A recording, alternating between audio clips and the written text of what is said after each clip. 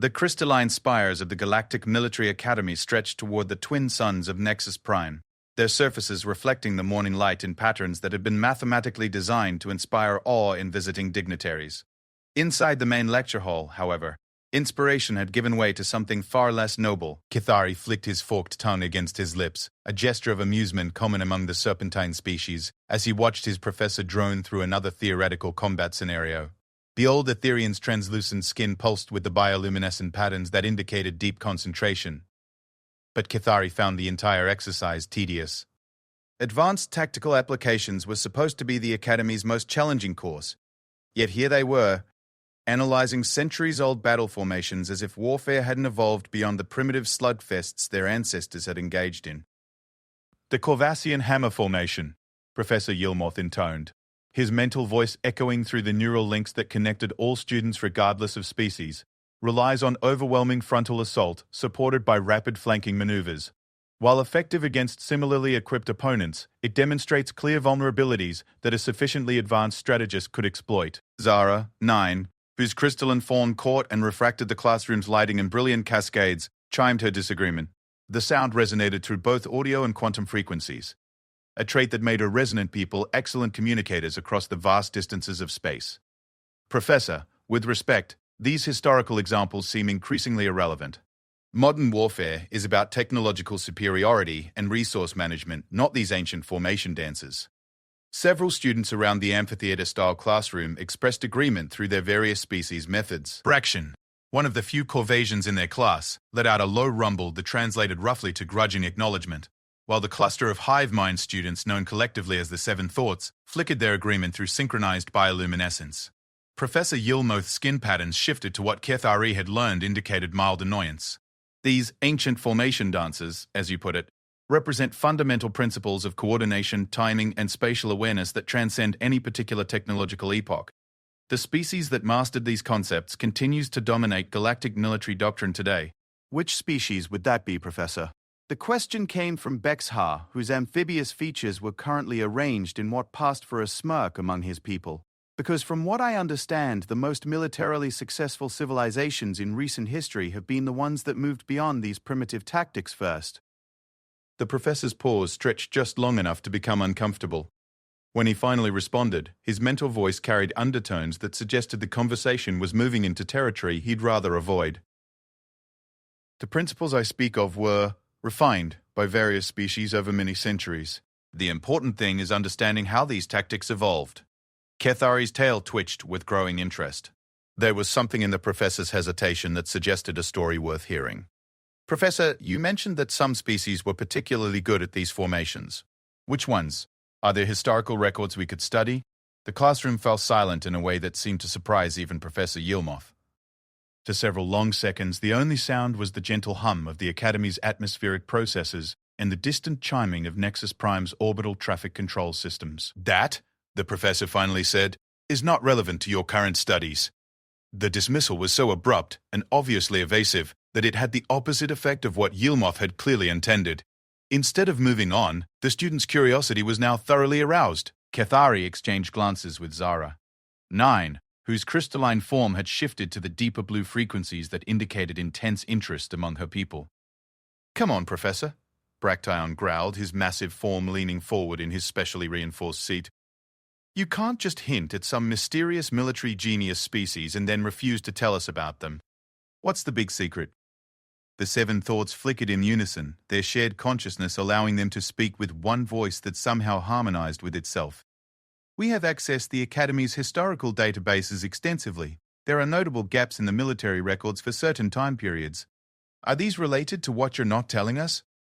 Professor Yilmoth's bioluminescent patterns had shifted to colors that Kethari didn't recognize, which usually meant an Etherean was experiencing emotions too complex or intense for easy translation to other species. When he spoke again, it was with the careful diction of someone choosing their words very deliberately. There are certain historical periods and certain species whose military doctrines are not included in the standard curriculum for reasons that extend beyond purely academic considerations. What kind of reasons? Zara. Nine's chime had taken on harmonics that indicated she was broadcasting her curiosity across multiple quantum frequencies simultaneously, a sure sign that her interest was more than casual.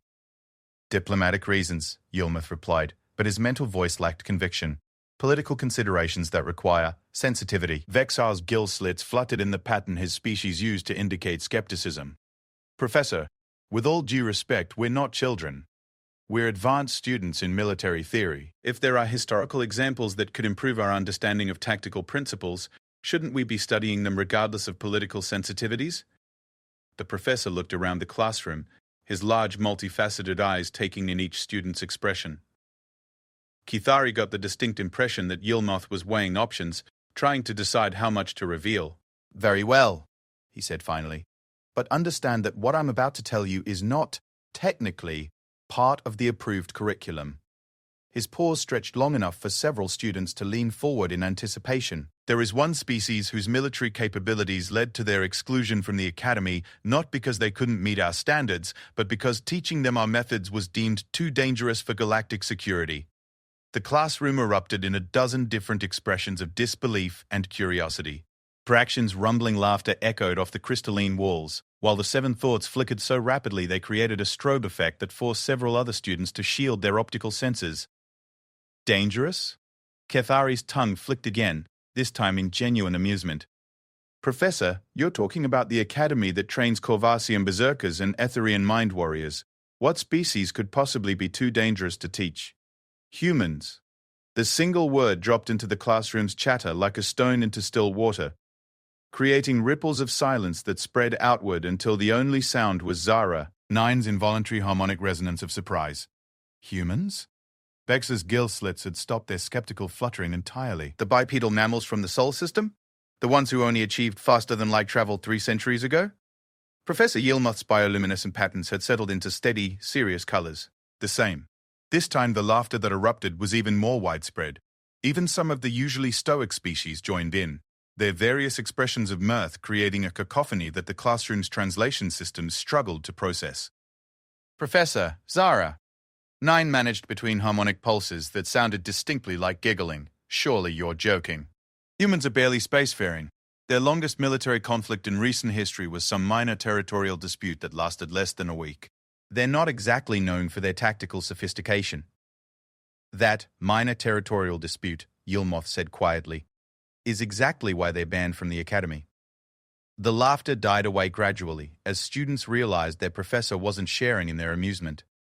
Kethari felt his amusement fading as well, replaced by something that might have been the beginning of genuine curiosity. What do you mean? He asked.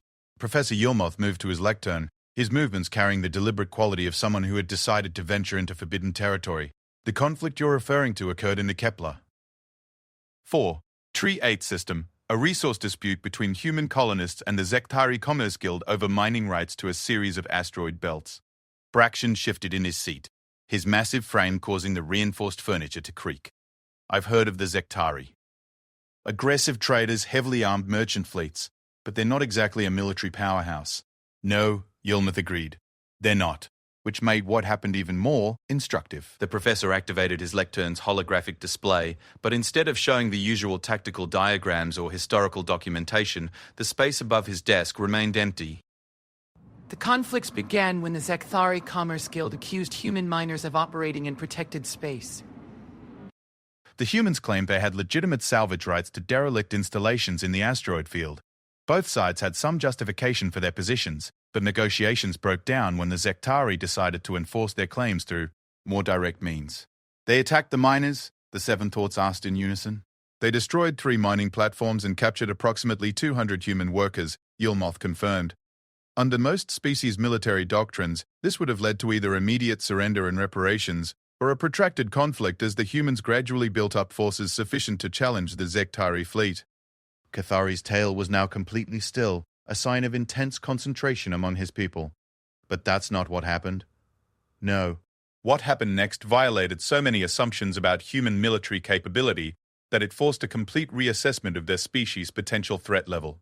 The professor paused, and in that silence, Kethari could hear the faint humming of the Academy's systems, the distant sounds of other classes, and the rapid breathing patterns of his fellow students. Everyone was waiting.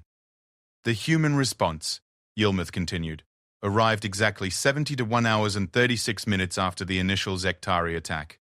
Zara, Nine's crystalline form had shifted to frequencies that indicated confusion. Arrived from where? The nearest human military base was weeks away at standard FTL speeds.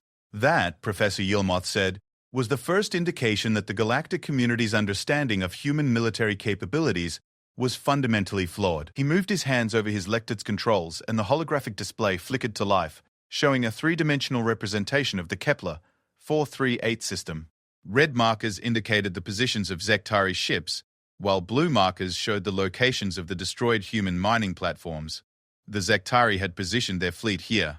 Yilmaz indicated a cluster of red markers near the system's primary asteroid field, in a standard commerce raiding formation. 7 heavy cruisers, 15 escort frigates, and 3 command vessels. A force more than adequate to control local space and discourage any rescue attempts. Green markers suddenly appeared on the hologram, scattered throughout the system in positions that seemed almost random. These represent the initial detection contacts when the human response force dropped out of hyperspace. Brekshin leaned forward, studying the display. They came in scattered? That's tactically insane. The Zektari could have defeated them piecemeal. That was the Zektari commander's initial assessment as well, Yilmaz agreed. However, his tactical analysis was based on certain assumptions about human capabilities that proved to be inaccurate. The holographic display began to move, showing the progression of contacts over time. What had initially looked like a scattered, disorganized arrival began to reveal patterns that made Kethari's trained mind sit up and take notice. The human ships weren't scattered randomly, he said slowly. They were positioning themselves to control specific gravitational junction points. Correct. But the Zektari didn't realize this until it was too late. They saw what appeared to be a disorganized force of roughly equivalent size and decided to engage before the humans could coordinate their attack. The display showed the Zektari fleet moving toward what appeared to be the largest concentration of human ships, but as they approached, something unexpected happened. The human contacts disappeared, Vexer observed, his gill slits fluttering with confusion. Not disappeared, Professor Yilmaz corrected. They went into what humans call stealth mode. Another capability the galactic community was unaware they possessed. The implications of that statement hit the classroom like a physical blow. Stealth technology was the stuff of theoretical physics and advanced research projects. No one actually had working stealth systems beyond the most basic electronic countermeasures. That's impossible, Braktion rumbled. True stealth requires energy manipulation on a scale that would be detectable through gravitational sensors alone. Yes, Yilmaz said simply. That's what everyone thought. The holographic display continued its progression, showing the Zektari fleet advancing toward empty space where the human ships had been detected only minutes before. Then, without warning, the red markers began disappearing. What happened to them? Zara! Nine's harmonic frequencies had shifted to patterns that indicated deep unease. They were destroyed, Professor Yilmaz said. One by one, with surgical precision, by an enemy they couldn't see, couldn't track, and couldn't fight. The classroom fell silent again. But this time, the silence had a different quality. The earlier amusement and casual dismissal had been replaced by something that might have been the beginning of fear. How long did it take? Kethari asked quietly. 4 hours and 17 minutes for the complete destruction of the Zektari fleet. No human casualties reported. The numbers hung in the air like an accusation. 4 hours to destroy 25 warships with no losses? That wasn't just military competence. It was military superiority on a scale that none of them had imagined possible. The human ships, Vexer said slowly, did they ever decloak? Professor Yilmaz's bioluminescent patterns shifted to colors that indicated deep unease. That's where the story becomes even more disturbing. Analysis of the battle debris and energy signatures suggested that the human fleet was significantly smaller than originally estimated. How much smaller? 3 ships. The silence that followed was absolute. Even the Academy's background system seemed to have stopped humming, as if the building itself was holding its breath. 3 ships, Braktion repeated slowly, destroyed 25 Zektari warships in 4 hours. Correct. Kethari felt something cold moving up his spine, a sensation his species associated with the presence of apex predators. Professor, what happened to the captured human miners? They were recovered alive and unharmed, The human rescue teams extracted them from the Zektari command vessels before destroying the ships. Rescue teams? The seven thoughts flickered in patterns that suggested they were sharing information at speeds approaching their maximum processing capacity. The human ships somehow inserted boarding parties onto moving enemy vessels without being detected. Apparently. Zara? Nine's crystalline form had shifted to deep purple frequencies that indicated she was accessing historical databases at maximum speed. Professor, we found references to something called the Kepler incident in the diplomatic archives, but all the military records are sealed under galactic security protocols. What aren't you telling us? Professor Yilmoth moved away from his lectern, walking to the large, transparent wall that offered a view of the Academy's training grounds. Outside, cadets from a dozen different species were practicing formation flying in atmosphere-capable fighters, their movements precise and coordinated according to doctrines that had been developed over centuries of galactic warfare. What I'm not telling you, he said finally, is that the official records describe what I've shared as a minor police action. The human government classified it as a rescue operation and filed the appropriate diplomatic paperwork with the Galactic Council. As far as official documentation is concerned, it was a routine enforcement of territorial rights with minimal military action. He turned back to face the class, and Kethari was struck by how old the professor suddenly looked. What I'm not telling you is that 6 different galactic intelligence agencies spent the next 5 years trying to determine how 3 human ships accomplished what should have required a fleet of at least 50 vessels using conventional tactics. The professor paused, studying their faces with his large, multifaceted eyes. What I'm not telling you is that every one of those intelligence investigations was quietly terminated when it became clear that the answer might fundamentally destabilize the current balance of galactic power.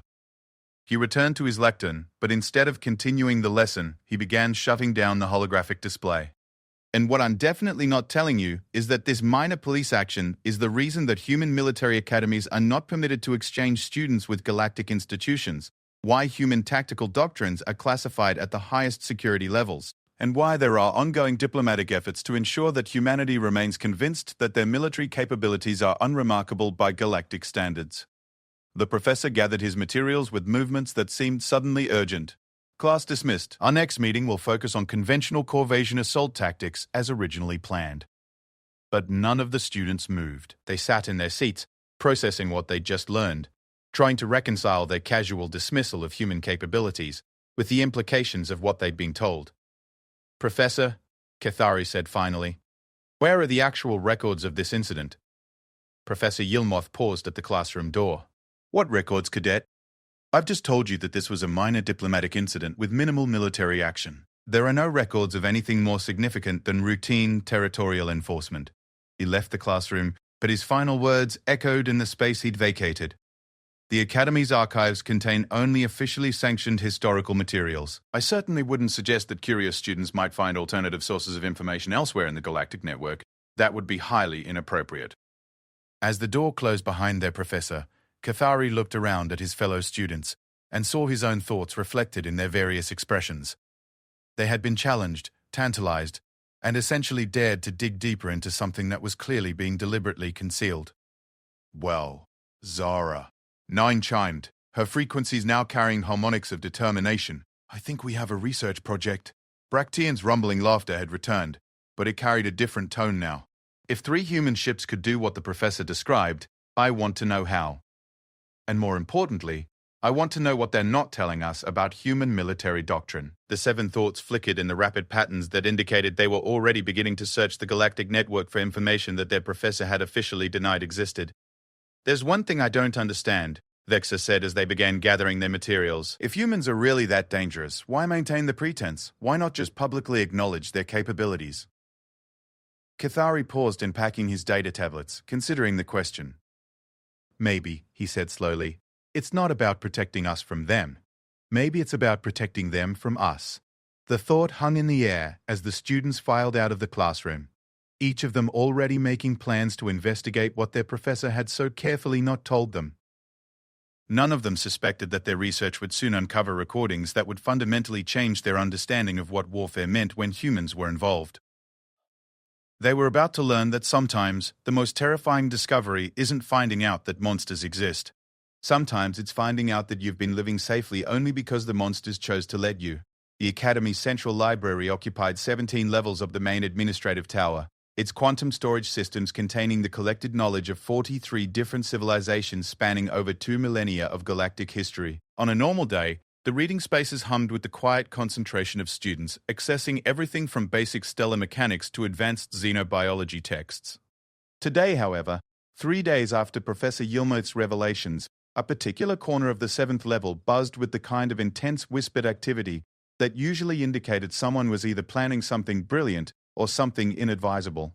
Cathari slithered between the study pods that had been specially configured for multi-species use, his serpentine form allowing him to navigate the tight spaces more easily than his larger companions. He found Zara died exactly where he'd expected, surrounded by 6 different holographic displays showing cascading streams of data, her crystalline form cycling through rapid color changes as she processed information at speeds that would have given most organic minds severe headaches.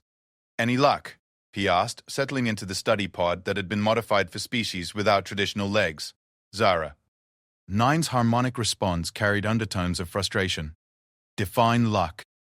"I found 17 different references to something called the Kepler situation in diplomatic correspondence, 43 mentions of territorial enforcement actions in the Sol sector during the relevant time period, and exactly 0 detailed military reports."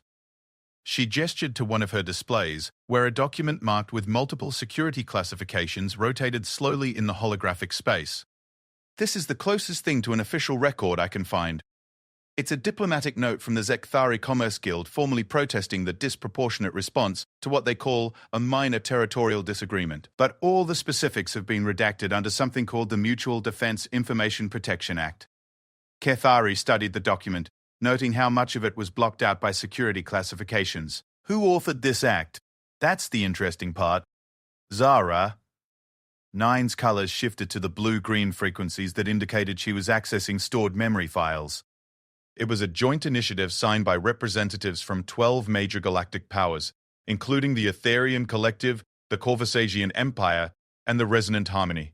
But it was authored and proposed by something called the Galactic Security Assessment Committee. Never heard of them. Neither had I. But according to the records I can access, this committee was formed exactly 74 days after the Kepler incident and was dissolved 18 months later after completing what it calls a comprehensive threat assessment and response protocol. Braxton's approach was announced by the characteristic vibrations his massive frame sent through the library's deck plating.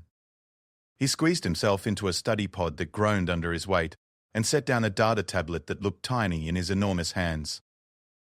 "I might have something," he rumbled, keeping his voice low, out of consideration for the other students. "I've been checking the Corvasian Imperial Archives, looking for any references to unusual human military actions during that time period." He activated his tablet, projecting a document that looked distinctly different from the official diplomatic correspondence Zara. Nine had been examining. The text was formatted in the stark utilitarian style of military intelligence reports. "This is from a Corvasian deep space monitoring station in the Tau Ceti system. It's catalogued as a routine sensor anomaly report, filed by a lieutenant commander who is tracking unusual hyperspace energy signatures." Cathari leaned forward, his enhanced visual systems allowing him to read the military shorthand more easily than his companions. He detected multiple large-scale FTL transitions in the direction of the Kepler system. More than that. According to his sensor data, at least 15 separate vessels entered hyperspace from different locations throughout the local sector group, all within a 6-hour window, all on trajectories that would have brought them to Kepler. 438. Zara. Nine's harmonic frequencies shifted to patterns indicating surprise. 15 ships? But the professor said only 3 were involved in the actual fighting. That's what makes this interesting. Braxton manipulated his display, highlighting specific sections of the report.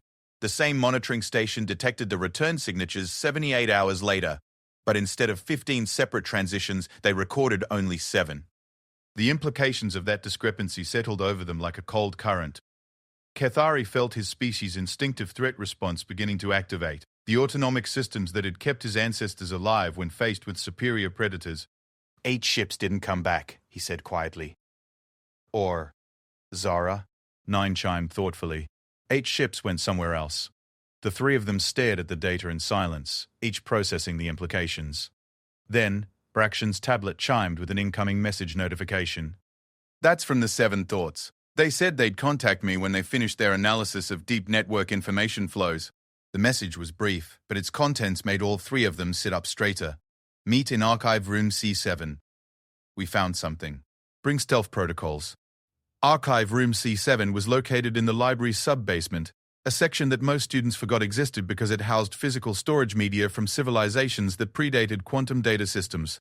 The rooms down here were designed for handling delicate archaeological materials, which meant they were heavily shielded against electromagnetic interference and, more importantly for their current purposes, completely isolated from the Academy's network monitoring systems.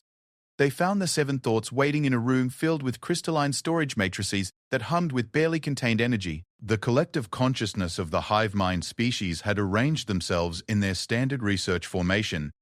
6 individuals connected through direct neural interfaces, while the 7th maintained independent observation status to provide external perspective. You found something, Kethari said as they settled into the room's modest seating. The 7 thoughts flickered in unison, their bioluminescent patterns creating complex interference patterns in the room's dim lighting.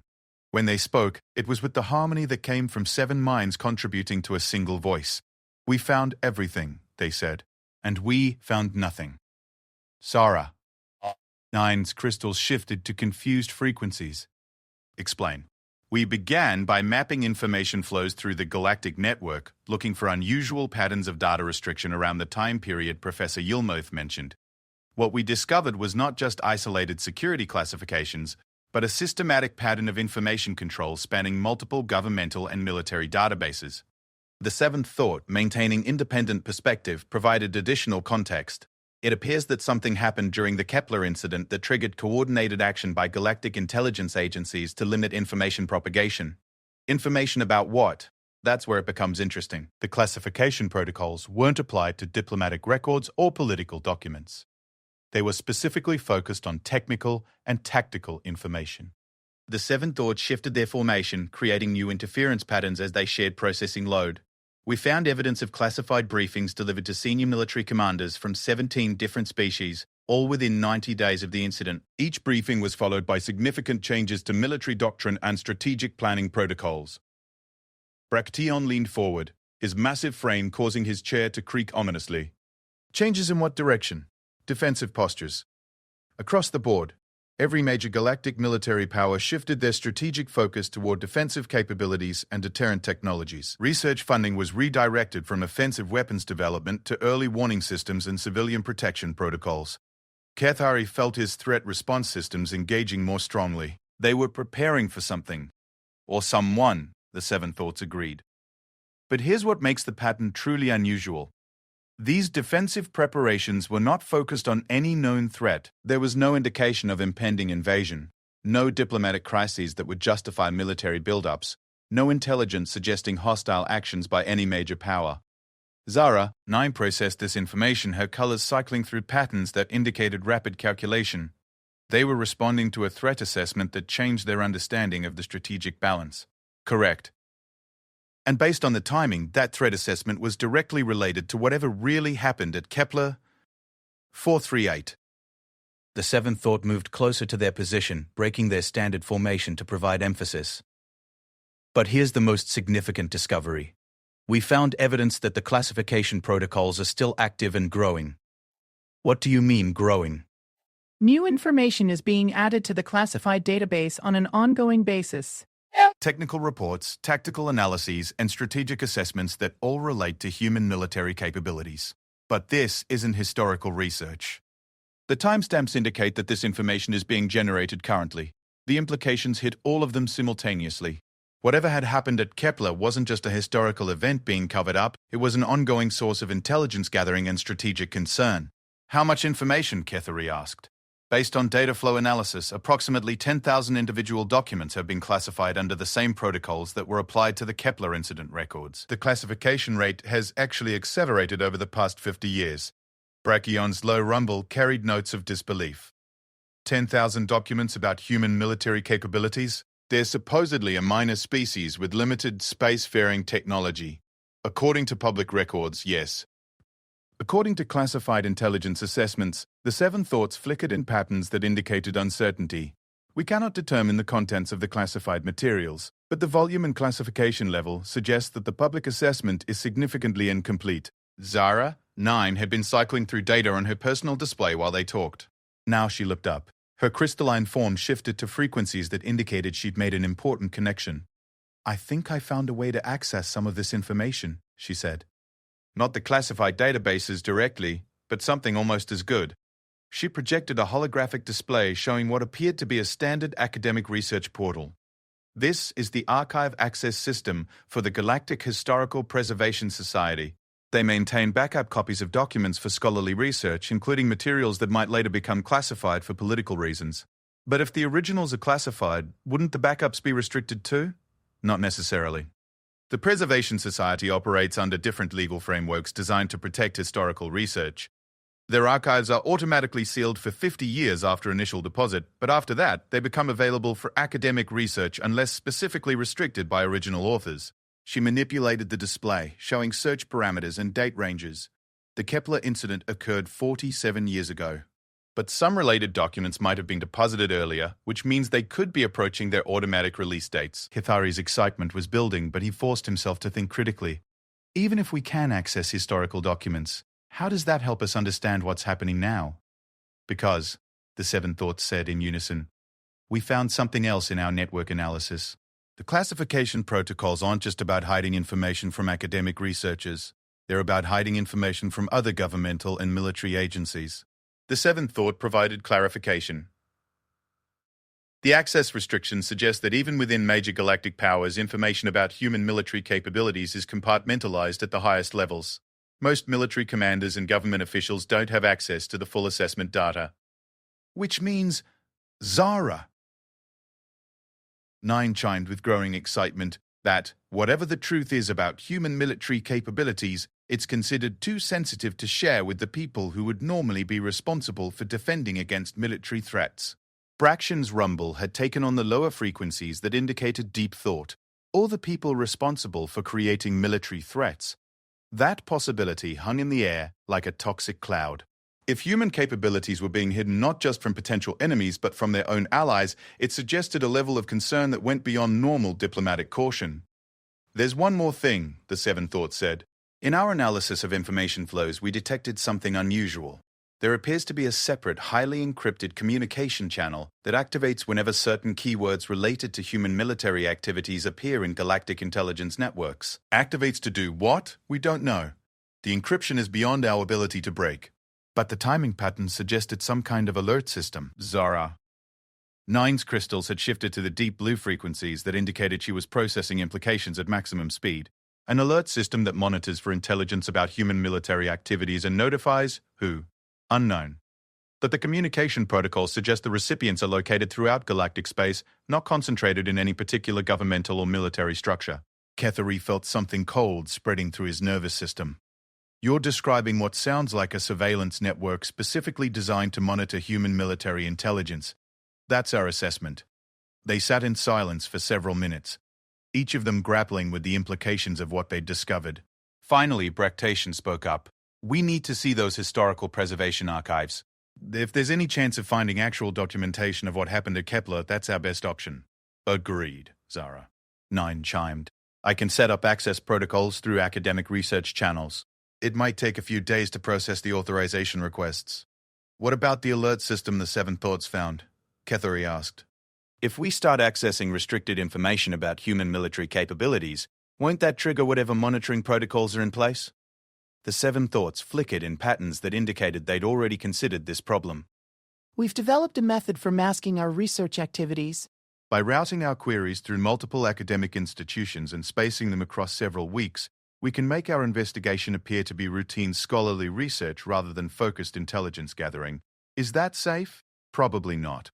But the alternative is accepting that we've been systematically lied to about something that apparently has major implications for galactic security. The 7th thought moved closer again. There's something else we should consider. Professor Yilmoth's revelation wasn't accidental. Etherians don't share sensitive information impulsively. He wanted us to investigate this. Zara. 9's harmonic frequencies carried notes of realization. You think he's testing us?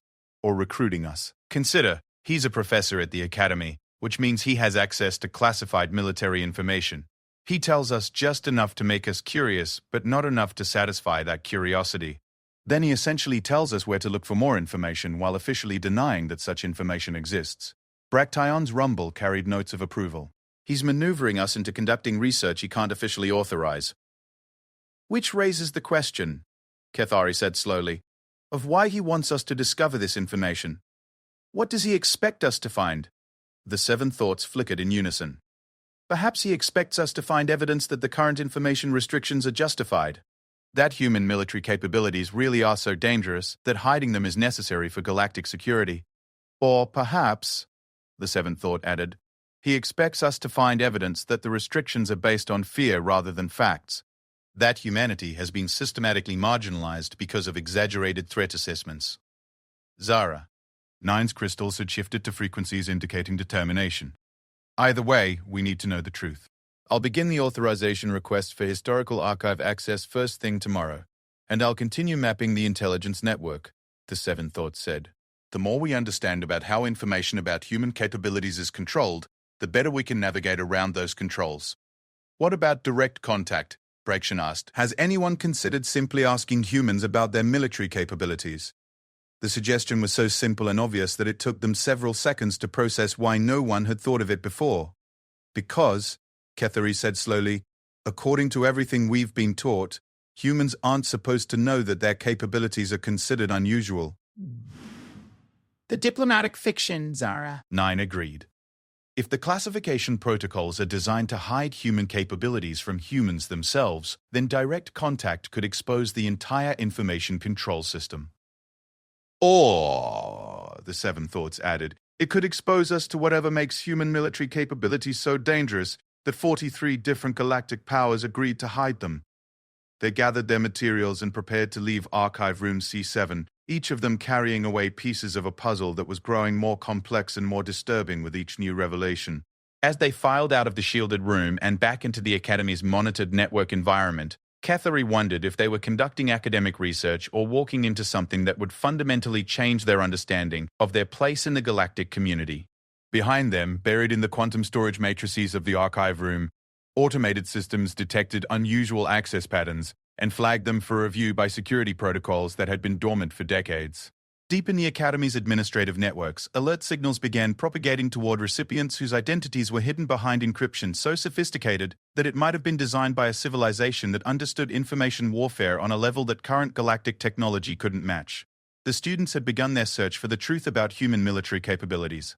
They didn't yet realize that the truth had already begun searching for them. The notification arrived in Zara 9's personal communications array at exactly 0347 hours station time, jolting her from the regenerative trance that served as sleep for her crystalline species. The message was brief and innocuous. Academic research authorization granted. Archive materials available for immediate access. What made her sit up in her dormitory pod, sending cascades of light through her translucent form, wasn't the message itself but its timing. Academic authorizations typically took weeks to process through the Galactic Historical Preservation Society's bureaucratic systems. She'd submitted their request only 5 days ago. 30 minutes later, she was moving through the Academy's corridors toward Archive Room C7, her internal chronometer showing that she had 2 hours before the next shift change would bring increased foot traffic.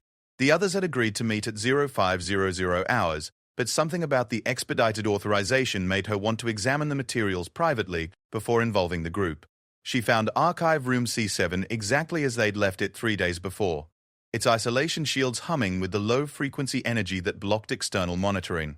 The chamber's crystalline storage matrices responded to her presence, activating holographic displays that filled the air with streams of data waiting to be accessed.